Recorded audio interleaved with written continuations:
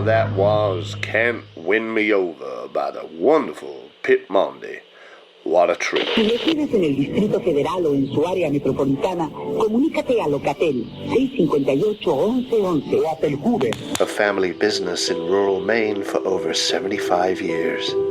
That sweet, umami taste of prawn cocktail schnapps. 1 de diciembre. Padrón electoral 1900. Bunyan Breweries, where all your dreams.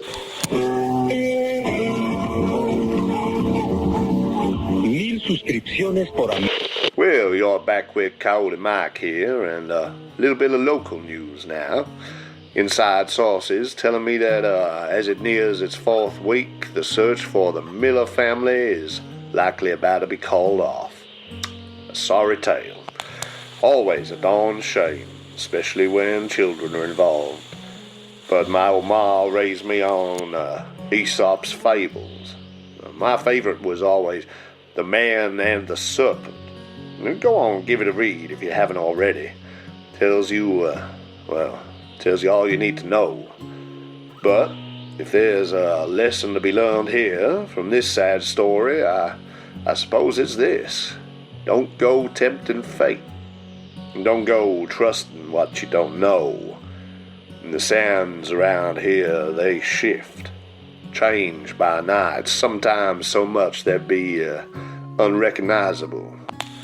And that's why the scorpions and the mantis and the rattlers around here, they stay in their holes, stay there with their children, safe in the dark. And they don't make an enemy of the land, nor those people what lives in it. There's some out-of-town folks out there who would do well to follow that example. Anyway, that's that for now. Got another beautiful track coming up next, and this one goes out to the Miller family. Rest in peace. The Apocalypse Players present Highway of Blood, a Call of Cthulhu scenario by Alex Guillotte, Ian Christiansen, and Davae Breon Jaxson.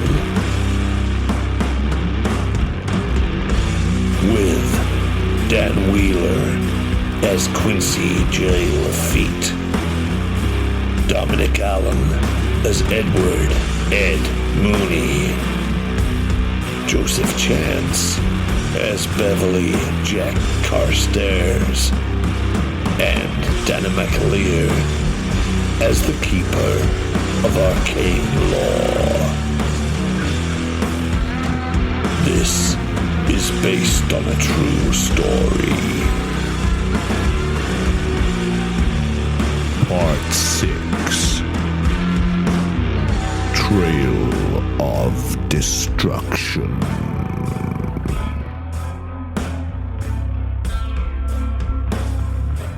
It takes a moment for your eyesight to adjust, from the bright heat into what is essentially darkness, although it's sort of glowing through from the white sheets.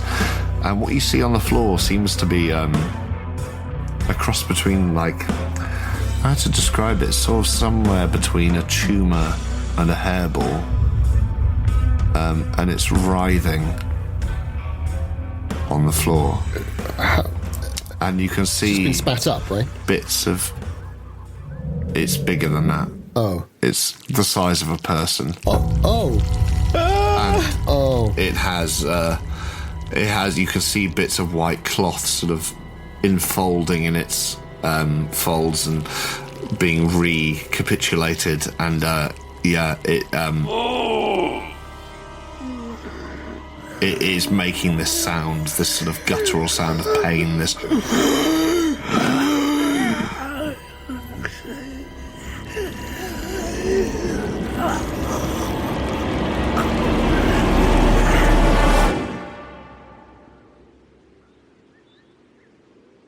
I'm going to step backwards away from this and then roll sanity.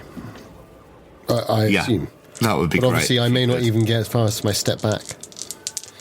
Well, cool. I'll say you get to step back and you definitely get to roll sanity. It's one of those shots, isn't it, where the shot is on my left hand is holding the cigarettes down by my thigh, the lit cigarette. Yeah. And you're kind of doing that one of those vertiginous shots up to the tent as the black hole closes. And you don't even feel the cigarette end burning into the thigh until you suddenly sort of... And then I flick it down into the dry grass and I hear jazz drums. Jazz drum. No, I don't. I don't do that. It's a failed sanity roll on a 71 on my 43 sanity. Right. Well, it was a pretty horrific sight, so could you roll me a D6? On the D6 again. Okay, so this is it, guys. If I roll a 6, that is my 5th. And I'm not mythos hardened, so I'm not going to be able to reduce this. Don't talk it up, Chance. Don't talk it up. I've lost 5. That is just as bad. I mean, it is a horrifying sight, and it is this shape, this amalgamous shape of just molten flesh and white hair, and it's writhing in front of you, and it's so brief because you then duck your head back out of the tent and suddenly you're in the blazing sunlight again, and it was like this split-second instant vision. While you get the chart ready, I'll do the intelligence roll. Yeah, I was going to say that's about. I get an intelligence that's roll, about. right? You do. So if I fail this, we're okay. I'm okay, but I've obviously still lost 5 and an involuntary action. I would have thought, so the last one I passed with a 75 intelligence. Yeah, not looking good. 92. Come on, failed dice. Oh, hello. Hey. Everything else has been high. You don't understand. I cannot compute. Does not translate. It was. It must be someone's rolled off. They're ill. They've rolled off in the heat, and they've got wrapped up in their sheets. And they're a big person. They're fat. I don't like to, and that's why I'm behaving the way I'm behaving. Which is I am. Do you have an involuntary action for me, or shall I come up with something? Well, I've just pulled up the old graph, and what came up was seek help. Yeah, nice. From someone, and I'll let you decide who that might be. Because, of course, if someone's having a seizure, they've got wrapped up in their own bedclothes, they're dying, and so I think I start running and go, Quincy, Edward, Ed, Quincy, Mr. Blackwood. I'm just running, and my cowboy hat flies off, and I do throw the cigarette now down into the dry grass, and jazz drums. Yeah. Well, maybe not jazz drums. Maybe it's it's 70s jazz drums. I would say that you're about maybe at a run. You're about 15-20 seconds away from where they are, so it's not far. So if you immediately start shouting, I'd say that the other two of you, just as your little mechanism beeps and shows, as you glance at it, a far too high radiation warning on the water, and you hear just outside the tent this shouting of, someone's had a stroke. They've well, I'll let you. Oh no, maybe I like it. No, that's not. Maybe it's. That's what you hear, basically. And they're stuck. They're stuck in their own bedclothes. It's a big guy. He's got a lot of hair. I think he's dying. I think he's choking to death. I think he spat something. I think he's spitting out hair walls and like. That's. Well, if he's been drinking the water, he's probably got radiation poisoning. We gotta help him. I was gonna say, I'm not surprised he's sick if he's gone anywhere near this. We need to get out of here. We need to get out of here now. Where's the doc? People need to be evacuated. We need to set up a field hospital. Brenner, where's the... Oh, I'm here. I'm right here. 2 seconds. And he comes in from the same direction you did. And he says, Jacob's out of sorts at the moment. But the river... There's a man dying in one of your tents. There's a man dying. He's all wrapped up in I think he's choking to death. Come with me quickly. And I... Oh. This water is off the scale. You must not drink the water. We need to get a team in here now, a sterilization team. We need to evacuate everyone from this town. Set up a field hospital just outside. Keep a quarantine barrier. You must not mix with any of the neighboring villages. But we need to. This man's about to die. Water. Find you alternative water. And then I walk up to him and go, what happened to the millers? Everybody's about to fucking die if they go near this water. Where are the millers? What's that, sir? You said I could disappear here. I could come here. Who the fuck are the millers? You said I could come here, I could disappear, just like Blackwood. Well, what happened to the millers? They disappeared. And their license plates hanging up in your bar. Well, that's something to ask the Carlos and Robert about. I have no idea. I don't... You may be surprised to hear that the local doctor doesn't dictate the decor of local establishments, but either way, you can ask the Reverend about it first. So you don't know nothing about the millers going missing? Is that what you're saying? Son of a bitch, this man's gonna die. Is no one gonna help me? I'd love to do a psychology roll on him if I can. I'll come with you, Jack. Yeah, so I think all three of you probably want to do slightly different things in this manic moment. So, absolutely mad. Firstly, well, Miller's definitely still Miller's still because it was so sort of. Yeah. And I stopped, and it was suspended, and it suspended you as well, right, Quincy?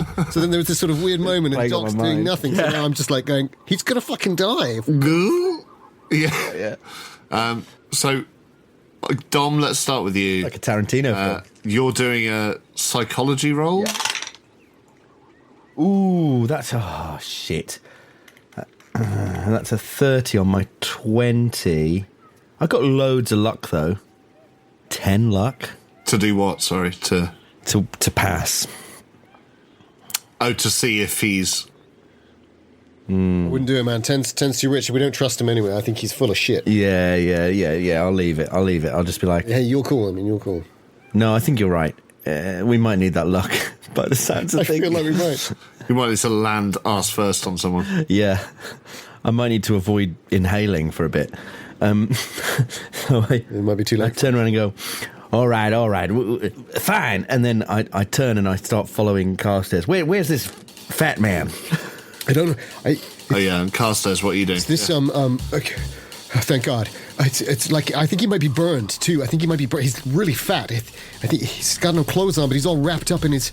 And I'm slowing down as I'm talking. And I'm going. He's all wrapped up in his sheets. It doesn't make sense. It's like the sheets are almost inside him. It's like he's burnt into the sheets, or maybe he's cheese or. All right. You've clearly seen something quite disturbing. My hat. Where's my hat? We should come and take a look. Christ, this heat. Where's my hat? And I look around. And I see the hat sort of blowing. Just a little bit. Well, no, there's no breeze, right? It's just sort of... It's rolling like tumbleweed, your hat. Yeah. Like a hovering sombrero. A rattlesnake goes past wearing it. It was just by the John. It's just... Hello! By that toilet.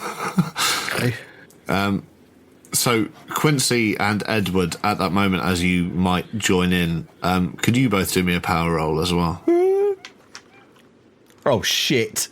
I've just remembered how bad my power and sanity are. Your sanity is rotten, which explains why you're acting like such a maniac. My power's not great. Oh well, that's good. That's I mean, I can make that a hard success if that was useful with 1 point of luck, but it's regular success. A regular's probably fine. You both feel a wave of nausea as well, similar to what Jack felt earlier. Quincy, you sort of swallow down this. You feel this bile rising. And you sort of swallow it down. You know, it could be psychosomatic. I mean, you're suddenly so aware of how close the proximity's been to this radioactive material, which is worrying anyway. Ed, you failed, so I'm afraid you vomit on the spot. You just sort of like, you feel this gorge rise in you and you just onto the floor. So the scene is, I've gone... Where are the millers? Their license plate is a thing, and then I turn around and go, all right, Jack. Yeah, basically, yeah. Well, so, I mean, how I interpret this, my nausea may be psychosomatic, but I'm pretty fucking sure that he has vomited because of the radiation. Yeah. I'm also beginning to suspect that Jack Hit his hallucination. I see. Yeah. Radiation. Yeah. Good. And also, It doesn't sound confused, and I've stopped basically. If that's fair with you, Chef, keeper of the Texas law. Absolutely. I mean, I'm still outside the tent, I think, aren't I? You can be, certainly. Well, it's just like I've got a bit of it open, and I'm looking at this hat, sort of rolling slightly. And Doc Brenner sort of says, "Oh, no, that won't do at all. That won't do at all. In the house of the Lord, the tent of the Lord." I'm joking. Come here to me, sir. Come here to me, son. And he puts his arm around you, Ed. And he says, "You want something to get that filth out of you. You've ingested something. Can't be right. You got one of those beers?" He sort of asks one of you two for, like, one of the beers off the tray. Sure. I just sort of point at the tray. And I say, sure, and I walk over. Yeah. Towards the equipment and the trays. Pass us one of those. You need to, like, get this down your neck. It'll make you purge the rest of it. I go to the tray, I walk past the tray, I pick up the shotgun, and I turn, and I point it at him, and I say, "What the hell is going on here?" What do you mean? Step away from my friend. Step away from Ed. Step away now. Sir, step away. Okay. What the hell is going on? Okay, and he does. Well, far as I can tell, 3 violent son bitches have come into town and started kicking up trouble, and I'm just trying to hold the peace. You see this here? That's where a spanner got thrown into my head. I say, pointing to the wound. I didn't do nothing. You do that to yourself? No, I did not, and you know damn well I didn't. Okay. I trust you. Quincy, step away. You step away from me if you don't want healing. You go on, Edward. All right. I frantically scoop up the equipment with the test readings and stuff and start taking it to the car and bundling it into the car. At that point, as he sees you turn to do that, and as Ed, you sort of stagger away slightly, and Jack's sort of saying, "Get away from him," he sort of he sighs and goes, "Well, there ain't no helping some people," and he just turns his back on you, even though you have the shotgun on him, and just slowly walks towards his car. You right there, Carstairs? You got a touch of the old Mooney madness there. What are you talking about? None of this is right. There's somebody dying in that tent over there, and he doesn't even lift a finger. He's a fucking goddamn doctor. None of this is right. Jack, show me. Take us to this man. We'll take a look. You got those results, right? You got those results. We got what we came for. Has anything to do with this? I say we head straight back to that goddamn gas station, take what we want, and get the hell out of here. I think we have a look around here, see if there's any gas canisters lying around here. Good thinking. If there all ain't, right. then you're damn right. We'll go back to that gas station, and we take gas even if we have to use a shotgun to get it. We got to get out of here. I'm now more worried about this radiation than I'm about anything else. I'm not scared. I ain't scared by some kid throwing spanners, some creepy doctor, but this level of radiation, we are all, excuse my fucking French, but we are all absolutely cunted if we stay in this town. As you're saying that, I'll let you respond, obviously, Jack, but you hear what sounds like Morse code on the horn of the car, but the doctor's got into his car, and you just hear this. It's just like this constant stream of like horn blowing, and you hear the engine start up as well. That's an SMS.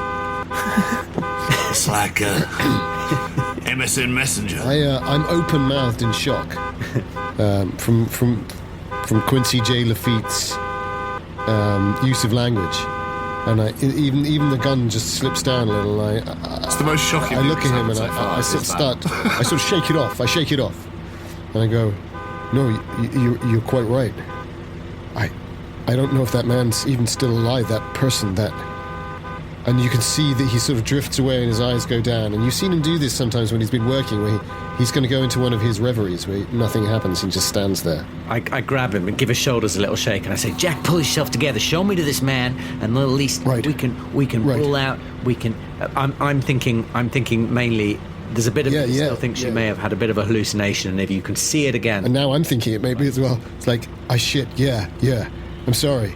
I'm scared. I'm scared, and I just look at the two of you, back from one to the other. Yeah, Jack, give me the shotgun. Sure. I reach over and I hand it to you. You know how to use that, right? Oh, I know how to use a shotgun, man. Sorry, I'm not so good with pistols, you know? I'm pretty good. I'm pretty good with both. I'd say just over half the time I get my man. Did you lock the car, Quincy? Did you lock the car? We can't risk them damaging our evidence. No, I didn't. And I've still got the keys, and I passed the keys to you as well. I take the keys and I go and secure the car. Okay, so you got to run down the little alleyway between the chairs towards the other side of the tent. Yeah. And you lock the... Is it an enclosed... Yeah, as in it's sort of like a marquee, as it were. You're at the stage end. You parked you parked in the tent at the back end. But it's not literally like, a tunnel. You know, maybe... It's not like this... No, it's like maybe 10 rows of chairs. Let's go.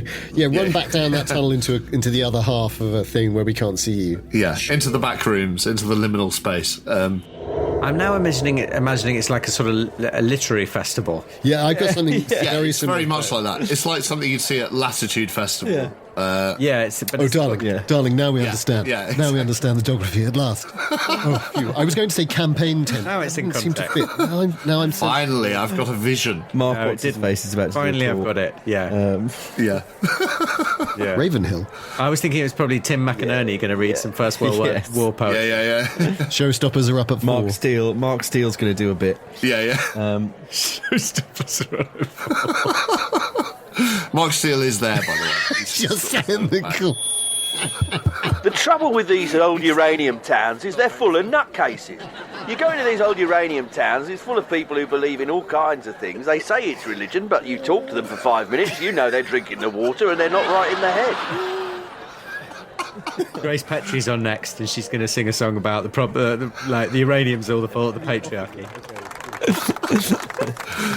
Oh, fantastic. Right. I wish that were the case. Unfortunately, there's no one there. The Hay on Y scenario is going to go really well, guys. That's what we know now. Yeah. The Tall Puddle Martyrs Festival scenario is going to be out as well. The Hay on Y. Writing yourself. There'll be one listener who's really enjoyed this. Yeah. It's at the Hay on Y Festival. Yeah, perfect. Well, it's just down the road, The Revelations of Hay on Y. Yeah. I step outside the tent, put the shotgun in my mouth, and I pull the trigger. No. Sure. I assumed as much. One day that will be the right move. Yeah. But the doctor has gone back to his car, and you've heard this like this sort nearly of followed him, blowing on the horn. Fucking quack. In the meantime, was it Ed has run back to the... I've locked the car. Your car? Ed's locking the car while we're... Unlocked it, So the evidence is safe. Yeah. And then Jack is showing me, I think, towards where he saw whatever he saw. Right, so let's say that's happening at the same time, like, Ed, you're sort of scampering back from the back end of the tent as... are you going with Jack, Quincy? Yeah, I think that was the plan. I think I'm going straight with Jack, leaving him. And he does have the shotgun, so... And my intention is to go out the back where I saw Blackwood go, to try and find Blackwood and see what the fuck's going on back there. Yeah. So, what happens as you're scampering down the middle aisle, Ed? Quincy, you follow Jack, and you sort of go out that back flap of the tents. Can I grab my hat? Is that all right? Yeah, for sure. I mean, I would, because as soon as I'm out leave the tent, like, you're so aware of like instant skin cancer sort of. I know it's selfish, but I've got to do it, I think. No, it's got to be done. It's the right thing to do, because also you could just, short-term thing, you could just pass out. Yeah, exactly. You run past another tent or two that seem to be the same as the tent you just came from, sort of same size and structure, and you're heading where to the John and the smaller tent at the sort of the head of all these, and as you get there, a figure emerges from that last tent next to the John, and it's someone in very clean white robes, but you've not seen them before. They have a very white robes. Yeah, sort of like it's like a suit but baggier. It's like trails slightly.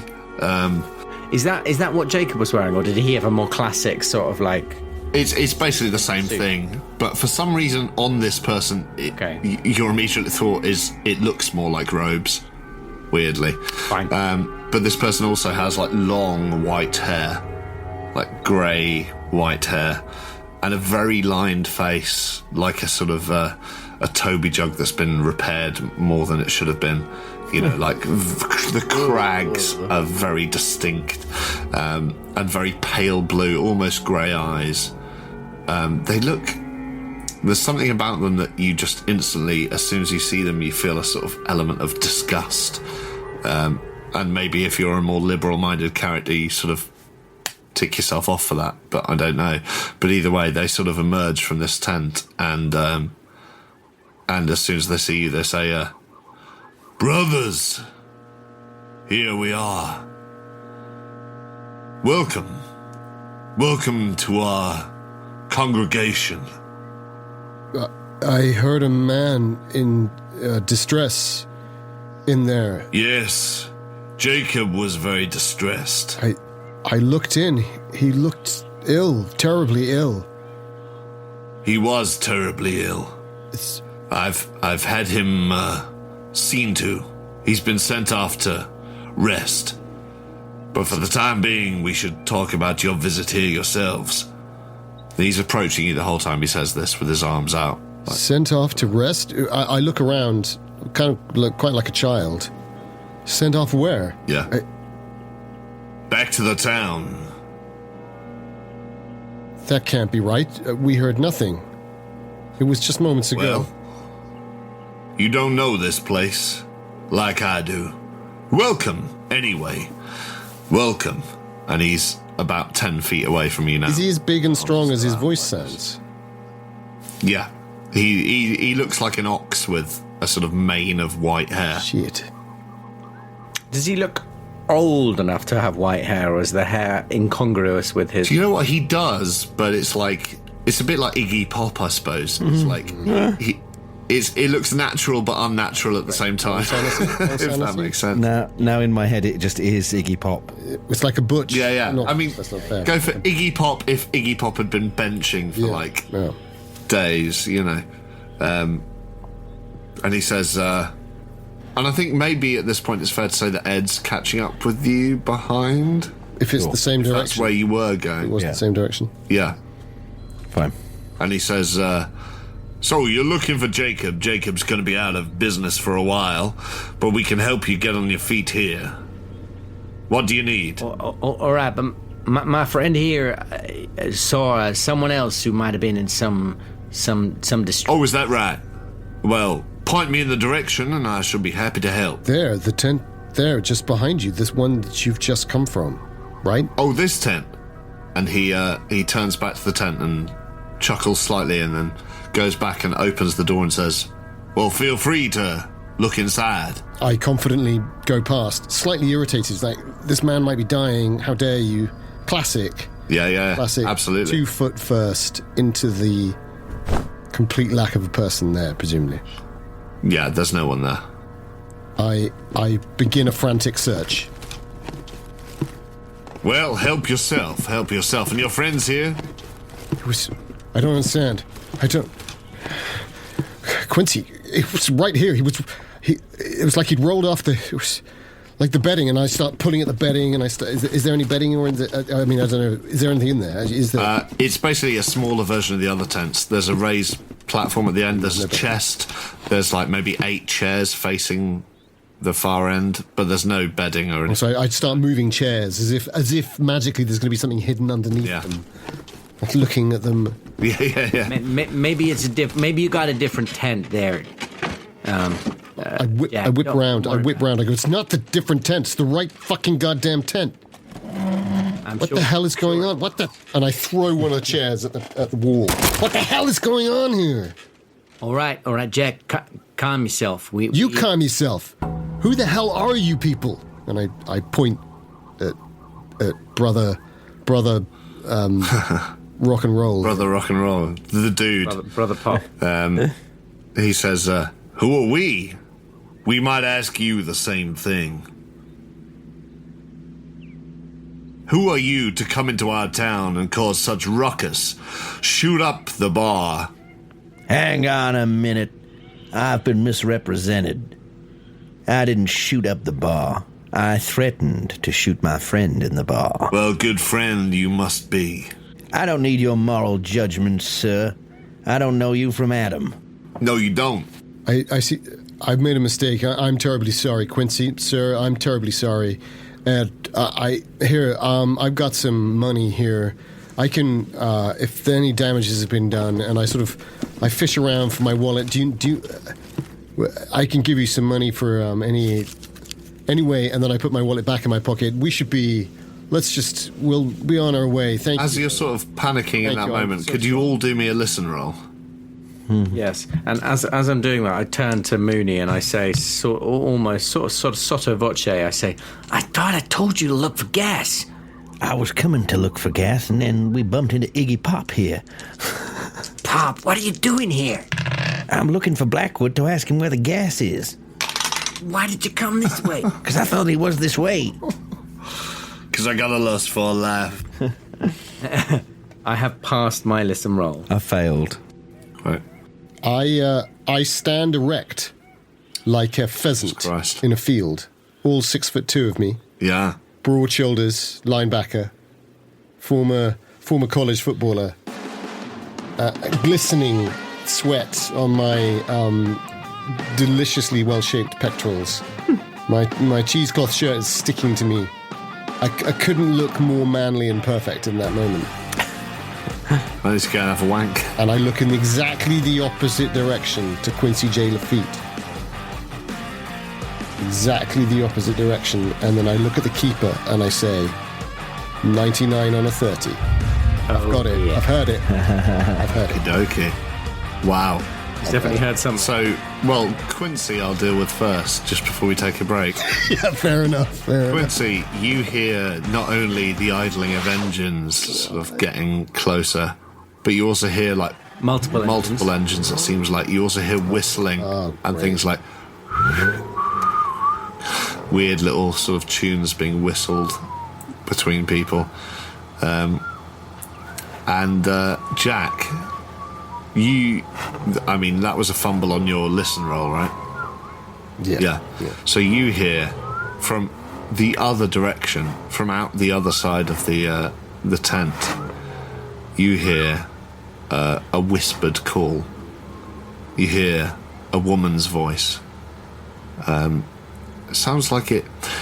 For a moment, you think it might be your mother's, and then you think it might be an ex-girlfriend. And then you can't quite place it. It feels familiar, but you can't quite place where it's coming from. And she just says, "The mines. Find me in the mines. Don't trust the others. Find me in the mines." And I think I just say, under my breath, I say, "Mum? Genevieve? Is that you?" I'm now very concerned that if Jacob Blackwood can appear from nowhere, maybe other people can appear from nowhere. But I'm not going to say anything about that. But I think I do take a step back, and I look at the other two, and I can see that Quincy's looking off. Can we start to hear the trucks now as well? Yeah. Let's say you can hear a rumbling in the distance, certainly, which you're not quite sure exactly what it is, but I guess we should be going then. Yeah, well, like I say, we've obviously caused you some grief, and probably best we just get out of your head. That's right. Oh, there's been no grief caused. Well, no grief whatsoever. Well, you keep saying we're causing a ruckus. Well, we don't want to do that.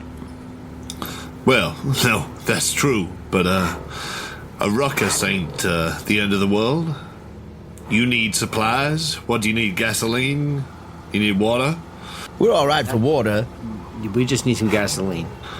You do, yeah, to be fair, just so you all remember, I'm sure you do, but you do have 2-gallon bottles of water back in your car. Yeah. That Jack stole from the things, but he says... if we can trust it, but... Well, quite. But he says, gasoline then? That'd be helpful. And maybe you're... Well, I mean, I'm very aware that we're in a stolen car. So the sooner we can get out without anyone realizing we're in a stolen car, the better. Yeah. Well, he says, well, I can help you there. And he literally, he just moves to the back of the little raised area, and you see him reach underneath and pull out a sort of clanking thing, and he's got a jerry can. And he says, a couple more under there. We can fill you up. Don't you worry about that. You want to help me with these? Sure thing. I told you, I told you I'd find gasoline. Thanks. That prospect is, to see, prospect. Please allow us to pay you for these and for your trouble. And I start going through my wallet to see how much I can. Gasoline in the 70s. I mean, what's it going to be? A couple of dollars. Don't you worry about money now. Texas. We ain't vulgar down in these parts. We don't have to talk about money right now. He says, just help me carry it to your car and we'll get you on the road. And he, Why don't I bring the car here? Yeah, that's, a mighty fine idea. Why don't you do that? I look at, Ed Mooney meaningfully. I toss you the keys. And I dash. Yeah. Even in this heat, I dash back up to the main tent. So as you dash, do you want to do me a spot hidden roll? Yeah, I'd love to. It's a massive spot hidden of 35, guys. Hey. Hold on to your hats. I am consistently rolling very high, 86. Wow. Okay, so... Heat haze out there. You don't see anything. Because of the heat haze, in fact, yeah, exactly. But you do get the same feeling you did, I don't know if you remember, but just after you'd got to the bridge. Oh, I saw something passing between two buildings, right? Well, you did, but before that, all three of you failed a spot hidden on some figures, some shadows idling out in the desert. And you get that same feeling again. You glance off to your left towards the town, and it's like the darkness of the town in that haze seems closer, and you can hear this buzzing sound, this sort of humming sound, and you sort of have to shake it out of your head, and you're quite focused on where you're going, but you get a similar sense of sort of dread in the pit of your stomach as you did just after you found the collapsed bridge.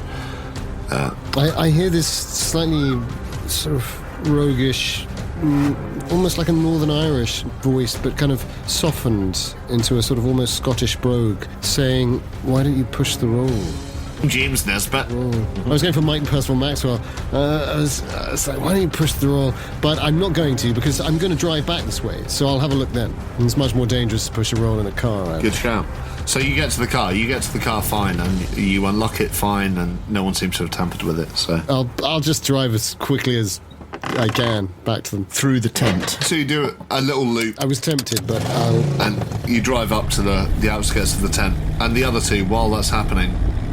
I'd say it only takes like a minute and a half or something. So you're not in a... I want to say, we really appreciate your hospitality and your gentlemanly ways. I didn't catch your name. I'm Ed Mooney. Reverend Osteen. Ah, you're the man Blackwood was talking about. Yes, of course, that makes a lot of sense. Listen, the gasoline's a great help to us, and... the only other problem is, I got myself all turned around on the way here. My mind ain't what it used to be, you know, especially in the heat. Can you advise? I understand. Advise on the best route out? Oh, there's only one route that I would take. Oh, really? The Red Road. The Red Road, you say? And that's right. Would that be the way we came in? Oh, no.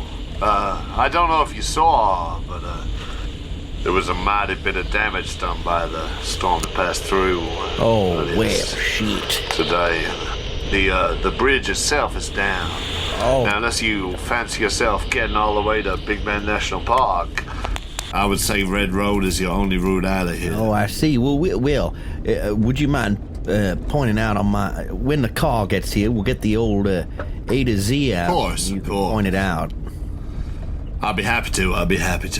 You're a gentleman. So, tell me, how did you know Jacob? Oh, well, he was an old mentor of mine, actually, way back when I was just a... Is that right? Green fellow with dreams of striking it big in a big old wide west. I was born a bit too late, I think. I should have been an old-fashioned prospector. I should have been, born back in the heyday of the frontier. But as it is... Born early enough to pay for a ringtone, but late enough to never know what TikTok was about. Exactly. Yeah. Makes about as much sense. My only hope now is to stick around for another 40 years and get to play Red Dead Redemption on the PS2. Well, we can but pray.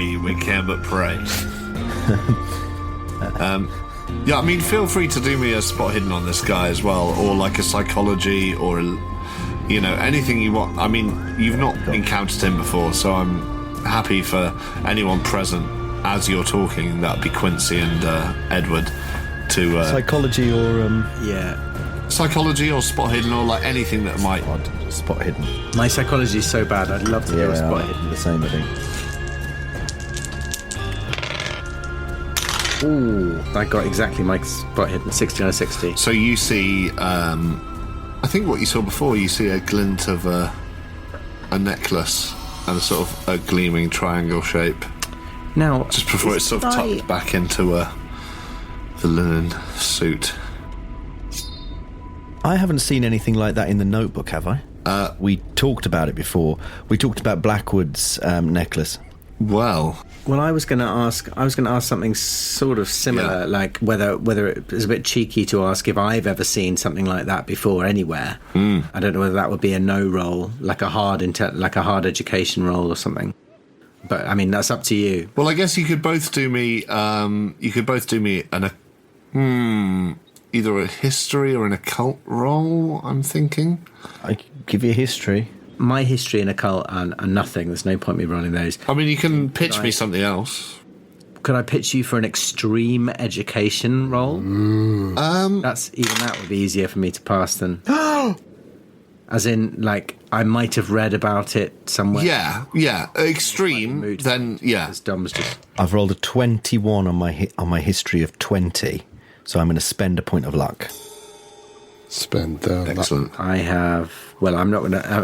I would need to spend more luck than that, so I'm not going to... Okay. Because you're about to... So you, Quincy, you do see that gleam, and you sort of feel this sort of pull, this sort of... There's something there, but you can't make head nor tail of it, and it's all in the moment. But Edward, Ed, you see very clearly this sort of a green sheen, sort of glint in amongst this upside down triangle, and you're reminded immediately of the. Well, I mean, what were they called initially? The Illuminati of. Oh yeah. Was it Bavaria? The Bavarian Illuminati or something like that? Like, and you remember reading about this, like, bizarre cult where it was very like the KKK, they'd all call themselves Grand Wizards and Dragons, and it was basically like a D&D group for losers who had a shitload of money. The Ossifist. But was it the Rosicrucians? Was it? Yeah, the Opus Dei, the Rosicrucians. Not quite that far back. Maybe not though. Getting a little bit Da Vinci Code on it. Foucault's Pendulum. Well, yeah, the original and best Da Vinci Code. But here's what you see. Oh shit! The bed. And there is something. And if there's one thing that Beverley Jack Carstairs hasn't seen, is a sort of dense pewter triangle with flame-like striations surrounding a green eye inset in the center. The three borders are filigree in their sculpting on a simple chain. Something deeply... And quite worryingly, it says handout 22, and we definitely haven't had 21 fucking handouts. Where were the 21? Oh God, we're going to die. As if oh God, we're going to die. Yeah. We pissed off John Thunder, and that was something deeply reptilian about that eye in the middle, isn't it? Oh yeah. Almost like there's a flaming... It's got it's a three-lobed pupil. What, are you zooming in on Click on it. Click on it. Yeah. God, get involved. But not three-lobed. not three-lobed in the way Niall Arthur, the Hunter of the Darkness. Dominic, join me, Dominic. We'll rule over these petty fools, the apes. Oh, it's really creepy. It is like that. It's very Eye of... Dom, are you okay, Dom? It seemed like someone was whispering to you there. Eye of Zoron. It's okay, it's all right. Calm down, Dom. Calm down, it's okay. Come on, Sauron or Sauron? Let's just have this out now. Oh, Sauron. But what's the name for the giant lizard? Is it sauropod. Yeah, the Eye of Sauropod. The Eye of Diplodocus. As a teenager, I always said Sauron, but obviously... Well, I always said sauropod, but I always assumed it was Sauron, but that's because I assume things. Sauron. Well, I suppose Sauron. it would be... Sauron makes more sense. I like the way the Germans say it. It's Sauron. There's a Blind Guardian song about Lord of the Rings where they do an introduction and it's all in German. He goes, Sauron, Sauron. But anyway... Sauron. Well, I'm going to park the car. Let's say that, Jack is just arrived back, sort of screeched up, a shower of sand in a sort of handbrake turn. I'm making you sound cooler than you... Fill her up, Iggy Pop. Here he is, Iggy Pop. And look, the other two of you are right there. Reverend Osteen is still by the entrance to the tent, sort of with his arms up.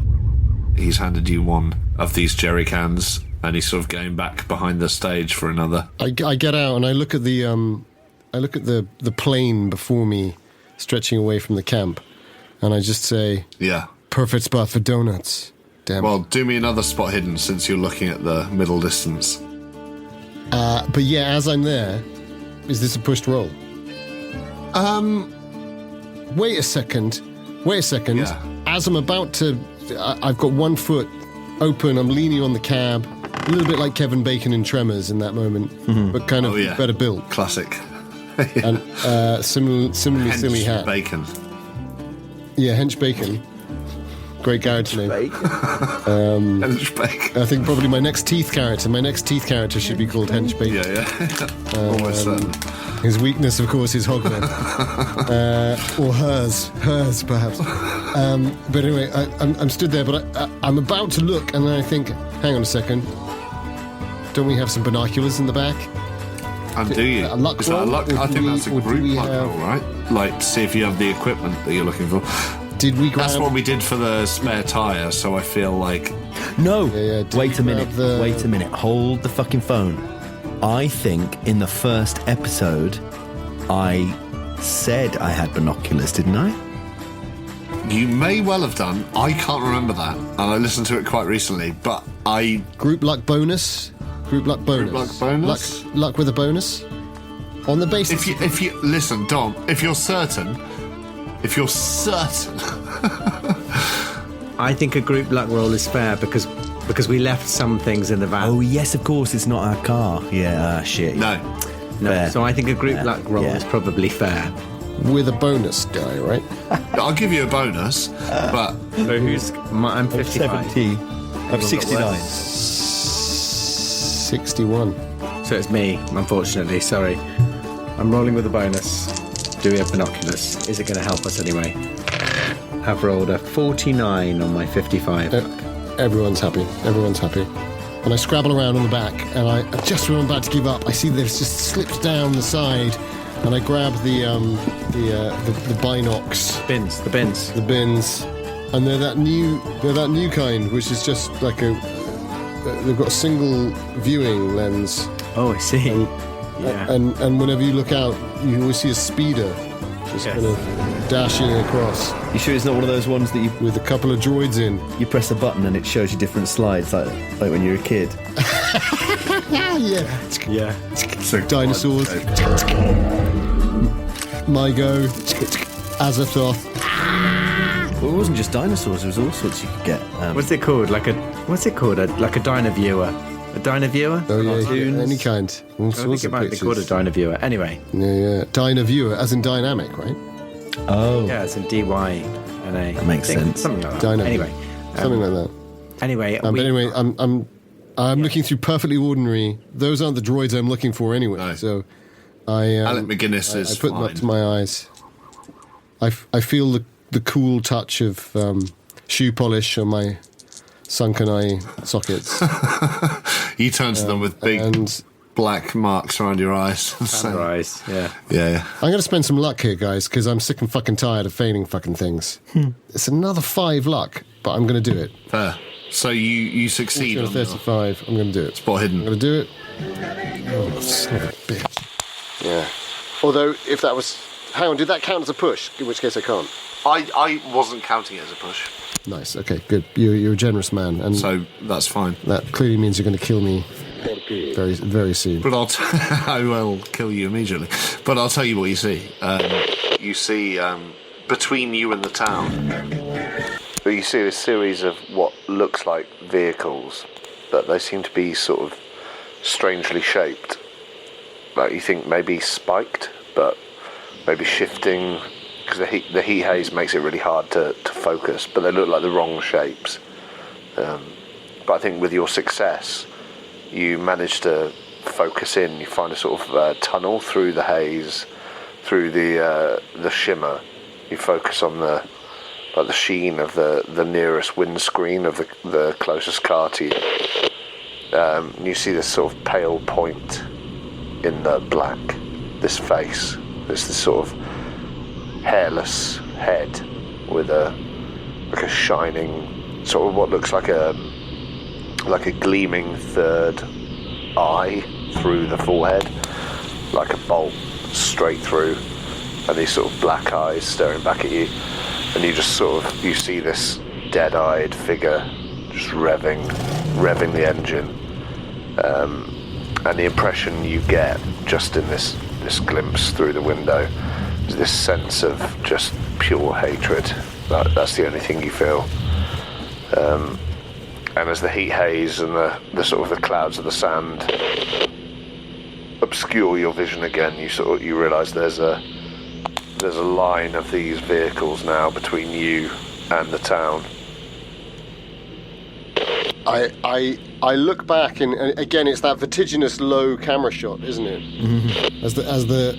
As the binoculars come down and the black rings of the shoe polish are revealed. You get that dolly zoom. And my face has gone very pale. Obviously there's no shoe polish. The dolly zoom, I lower it, and did you say that he had a bolt through his... You see a glint of light, and as you see this face, it looks like there's a cattle bolt through someone's head, basically, and they're just staring into your soul. A cattle bolt. It looks like it's a moment, but it looks to you very much like someone has a bolt through their entire head. I'm turning to the and I get as far as saying, "There's someone coming," and then I look back, but not with the binoculars, and I feel like I'm just sort of frozen there, in a moment of fear. Yeah. So the other two of you hear this from Jack. There's someone coming, and he's staring out, sort of wide-eyed towards the town. How do you respond? Well, I'm filling up the tank as fast as I can. And I go and get. I think I've probably got the map out, the A to Z, and I've laid it out on the bonnet. And I'm like, so where's this red route you were saying, the red road? Oh yeah, and he comes over to you and he says, "Well, it's straight out the other side of town, the other way." And he sort of draws a straight line from where you are all the way to the other way. So, in a sense, I can send you the map again, but it's basically... No, what I do is I memorise it perfectly, so we don't need to look at the maps. It's all in my head. Perfect. It's fine. It's all in your head. Yeah. That's a relief. Yeah. But it... it's straight out the other side of town. You see that there's a gap on the other side of the main road. There's a gap, and it just leads out into the desert, and that's where he's saying the red road is. And he says, but there's no road. Red road's the only way to go. You'll join up with the highway later on, but the red road's the only way out of town at this stage. What kind of later on? You mean like... well, as in 5 minutes, 30, 40 hours, miles down the road. Well, that's not so bad. Oh, that's not so bad. But I can only advise you to go that Mr. way. Lafitte, Mr. Mooney, I'm sorry, we've got company. We gotta move. Can I tell how, like, this is 1970s, the gas gauge, the engine shouldn't have to be on. As soon as it fills up, can we have a look and see how... It's about halfway full now, I'd say. Tank is. Where it was like a fifth full before. You can all now hear the engines getting louder. What do you reckon, lads? We have 2 shotguns, right? You've got 2 shotguns. Right? The one that's currently in Ed Mooney's hand, and the other one's in the back, right? What was your shotgun? Was it like it's just a standard shotgun, like getting rid of critters? The skeet gun is a single barrel. Yeah. I don't know what. So the one that we got. The one that you got from the garage is double barreled. Classic double, and that's the one I think you've got. You have both of them, but I'm not sure who has. The shotgun that I picked up was from the back seat, which was ours. So the other one is in the front seat, I think. Yeah. Which is the double barrel. So I think I pick it up. Having poured one jerry can into the tank, I'm just going to turn to the Reverend and say, I'm going to pull some money out of my wallet, whatever I have, shove it at him and say, we'll just take this second can with us, if that's all right with you, and shove it on the back. Oh, yes. The church roof is always in need of repairs. He laughs hard. We gotta go. Hey, gotta go. More. I'll just give him my whole wallet. We've got to go. Yeah, you gotta go. And I hop in. Has anyone got a really good drive skill, or is everyone's... Me. I'm 50%. Drive 60. Oh, hey, okay, now we're talking. Carstairs, I can't trust my peripheral visions. If anything happens to me, you're going to have to take over. I'll ride shotgun. So as you shift over, and I assume sort of pedal to the metal, shoot off. All I say is, I think he's got a bolt through his head. I think he's got a bolt through his head. I don't want to think about it. All you hear from the Reverend is, oh, you off to meet Seth? Well, all right then. Good luck to you. And he sort of slaps the car. Who's Seth? Who the fuck is Seth? You'll find out soon enough. He slaps your car on the arse. Why did he let us go? I don't understand. Say hello to her for me. I think I heard a woman's voice, I say, over the roar of the engine. I think I heard a woman's voice. Did you hear that? Nope. Someone whispering. That's tinnitus. I don't know anyone called tinnitus. Wait, no, tinnitus. No, it's not. Oh, Jesus Christ. Can you see them? Here, and I scrabble around on the front seat, driving along, slipping into third. So as you're driving, you all now see this sort of slight wall of like vehicles. They sort of come out front and sort of park up, and they seem to be giving you a way through back to the town, the way you came. Is that the way we have to go? Well, on the map, I mean, this is something for Mooney, but on the map he pointed out that you basically had to cross straight back over through the town, through the high road, through the main road. Onto Main Street. And out the same way the other side, and that would be the red road. And as you sort of approach the town, they sort of seem to shape themselves in a convoy to let you through. So there's the pit road we could take, right? The Steel Road pit road thing, but that seemed to go to a dead end. And Hackett Road, we just don't know where it ends. I think we just take the route that he told us to take. Which Edward... Do we? I guess that's what we're saying. Do we go that way? I don't understand. What did he say? I didn't hear it. He said we got to take the red route, but I'm very aware this scenario is called Highway of Blood. Sorry, what's that? Sorry, I don't know. Let me get into Okay, hey, say that again. Let's put that radio station on. I think you just spoke my trick here. Highway of what? The scenario. What are you talking about? The scenario? I can't turn this goddamn radio station off. I can't get the radio off. Why won't it go off? I don't understand. Which way do you want me to go? Mooney, which way do you want me to go? This way, straight across. I start to slow down. If we want to take the red route, we got to go over town, and then we got to go that a ways. Have you seen that? Look at them. Look in the binoculars. Look. I turn around in the seat with the binoculars, probably still around Carstairs' neck, so I'm sort of yanking him around. No, get down and get. Peer back through the rear mirror, the rear window. They're not behind us. They're ahead of us. That's the point, right? Oh shit! I think they parted to let us through, have they? Yeah, they basically parted to let you through. So unless you go a different way, your route is clear. So they see me as we drive past. I'm just like this out the window. Well, I don't think we've quite. Come on, I mean, that could be them shooting the fuck out of us. So so I'm assuming we're not. I'm not going to drive through them yet. But so I'm slowing back down. Maybe we can. I think Danann's just gone on for a cigarette, so I think maybe we can afford ourselves a little meta pause in proceedings, so we don't have to worry about where we physically are. So the car is not moving anymore. We've paused. Well, second keeper of the Lafitte law. Yes, I'm excited. Because otherwise we're going to get into a situation where we have a conversation and then by that point we've driven off a fucking cliff. That's what he does to us all the time. He'll throw a 9-year-old in a minute. Cigarette. So, basically, it seems to me that if we want to... There he is. If we want to drive anywhere, we have to go past all these other people, right? That's if we take the red route. But couldn't we turn around and go straight down into the wilds?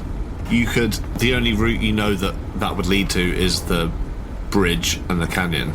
Oh, back to that. But that's not the red route. That's not the red route. That's not the way he's told you is the only way out. And so the red route... Red route is, so you'd go past Hackett and Sons Beef Company down Hackett Road in that way. Direction to the right on the map you've been given. Yeah. And it would end up in... If he'd wanted us to stay, then why would he even have offered us gas? I think this is all part of it, right? It's called the Red Route, right? Red Road. So it's all part of it. But we don't know that. So we leave. No, Meta. We leave. We're the fox. They're the hounds and the riders. That's what it feels like to me. Meta. It's all part of a ritual, and and if they get us, they get fucking high on that, and if they don't, we'll probably die anyway. But that's all part of the thrill. But outside of the meta, there is no outside of the meta. Inside the meta, still, in terms of survival chances, back out through town seems absurd. Back behind us seems absurd. This is the only way to go, right? Well, what I'll say to help you with this decision is, as you're idling, and you're going slowly at this point, I'll take it for granted.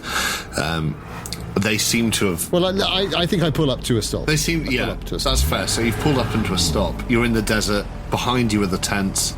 In front of you on the left, you've got that little wooden white church. But basically directly in front of you, you've got the town and this... what is now a horseshoe of vehicles with a gap in the middle, who seem to be... the implication is they're sort of saying, come in... come between us. Where did I think I heard... Where the direction that I heard the voices from was the other side of the camp, right? The woman's voice. That was the opposite side, yeah. Yeah, so the Hackett Road that leads to a dead end, essentially. Well, a dead end as far as you're aware, yeah.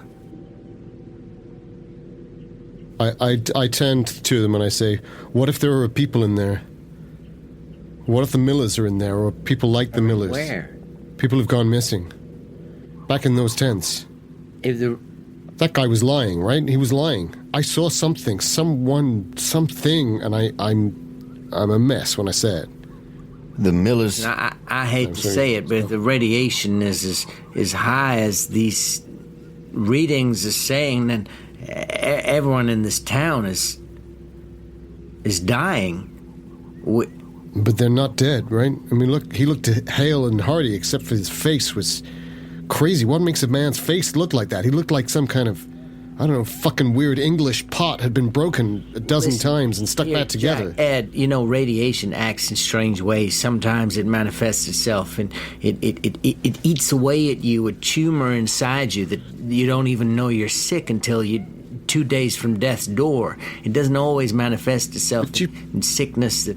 You end up in a hospital. You do, but I mean, look at him. He looked like he could have picked me up and thrown me across the room. He looked twice my age. All I know is the Miller's license plate is hanging up in their bar. And I don't think it was a donation. All right. You two call it. And you just hear a... and another...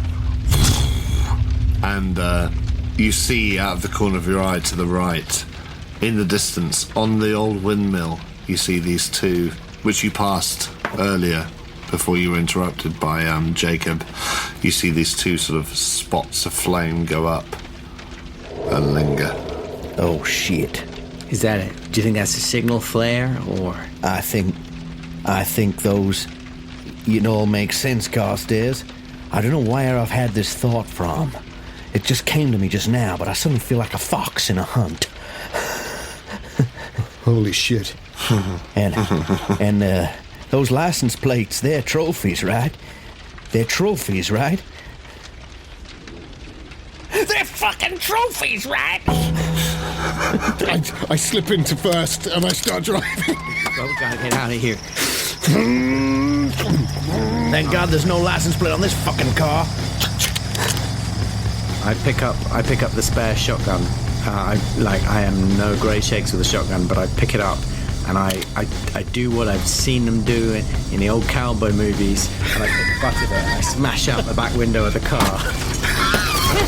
Oh, and then as soon as you do that, I turn around and go, Lafitte, you got that spare thing of gas there? Sure I do.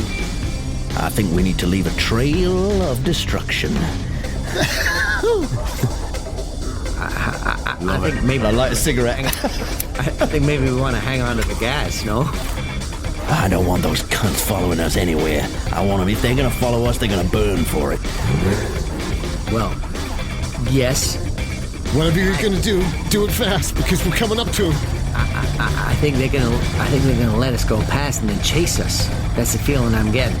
Yeah, so I say pour out some of the gas, and then as soon as they're on the trail, poof, we send them to Kingdom Come. We don't want them to see us do it.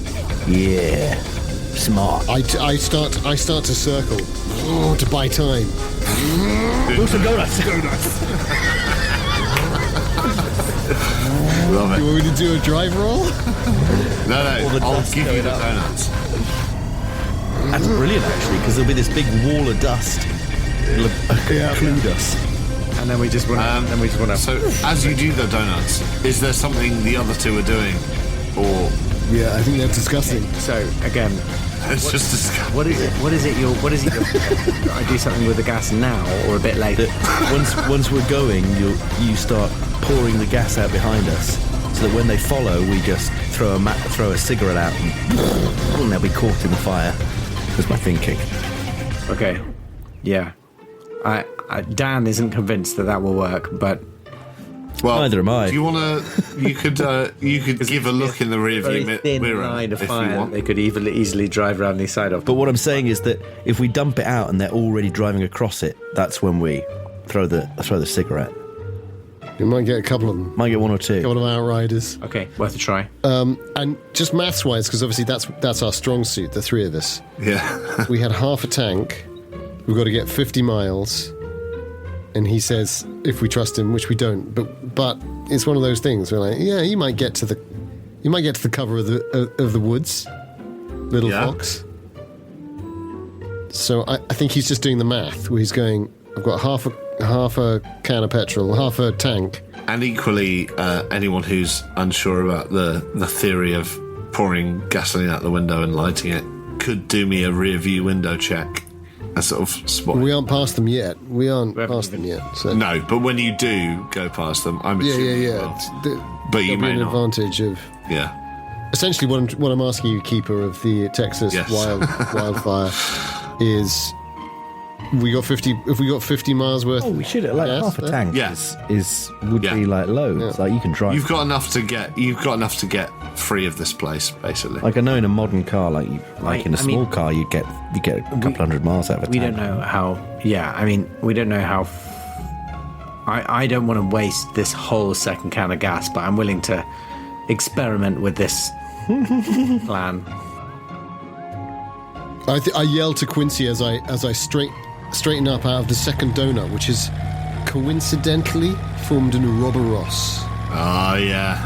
Of two circles interjoining, like some kind of strange imitation. You hear the echo of a man with a Limerick accent sort of pulling you up on your driving skills. But call that a donut, boy. Limerick G-Funk style. Blast this one out in your car. Yeah, no, it's beautiful. And I say, Quincy, the math doesn't lie. We got enough to get out. Okay, let's go. I want to keep a backup, but we got to try something. And the stats never lie. You got to do something that surprises them from the off. You got to do something the keeper will struggle to deal with on the fly. And just give you what you want. Big time. What he said. Damn straight, Mooney. Damn straight. Gotta surprise me. You ready? Drive. So he says, picking up a Texas accent. He didn't. And I smack it into third. Amazing. And are you driving into the sort of the apex of the horseshoe? Are you driving into the gap they've given you, basically? I think so. I'm taking the gap. Yeah. Draw them. Great.